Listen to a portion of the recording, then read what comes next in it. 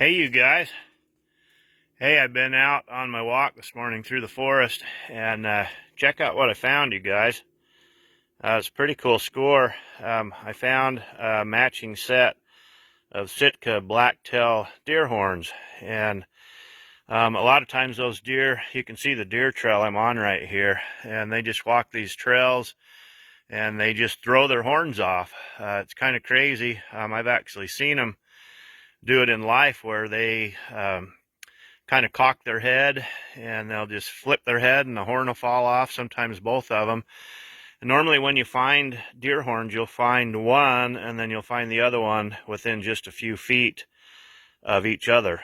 And you can see where it was hooked inside of their head, that little nub right there, and this little nub right here was above their head. But so I wanted to tell you a little bit about deer horns. Deer horns, they are made of a substance called keratin.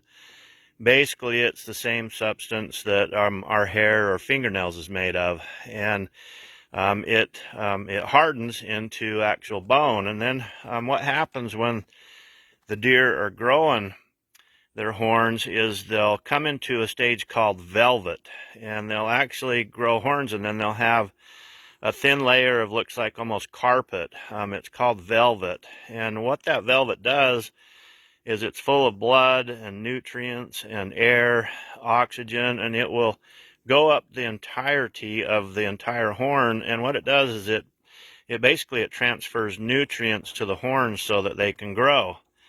And it's amazing, you guys. The deer will grow new horns every year. These, I think I told you, are Sitka blacktail. This deer, I would guess he was probably a 3-year-old buck. But anyway, when they decide to drop their horns, it's kind of crazy. And what causes that, you guys, is the deer will go into what's called a rut every year. And when they go into the rut, it means pretty much means it's breeding season. And by that time, what these deer will do is they'll scrape trees. They'll entirely scrape all of that velvet right off of their horns. And they're doing that to sharpen the horns, to get ready to fight. They'll spar with each other, sometimes even kill each other. When that velvet comes off, it's basically bone. The horns are living, though. There's blood still circulating.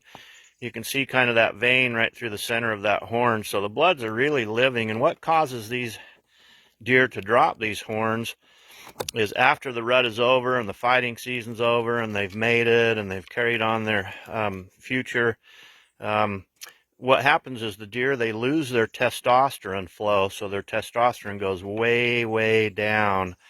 And when they do that after the rut, then it causes the bottom of the horns to kind of disintegrate until they basically just fall right off. But so it's interesting, the life cycle of a deer and why they grow horns. And that was a great score to find these horns. I will take them home, put them on my cabin for a little decor on the outside of the cabin. But you can see how deep and dense this forest is, and those deer, they're pretty vulnerable when they're dropping their horns. They've lost their testosterone. They're tired after the breeding season. And that really is the biggest reason why they drop their horns. But they'll come to protected areas like this, and they'll either knock these horns and knock them off their heads, or most of the time, like I say, they just flip their head and poof, there goes the horns. So anyway, I thought that'd be interesting for you guys. Got me a pretty good treasure today from my hike, and hopefully I lost a pound or two. Anyway, I'm sending you guys a great big smile here from Southeast Alaska. Have a good day, you guys. Okay, bye.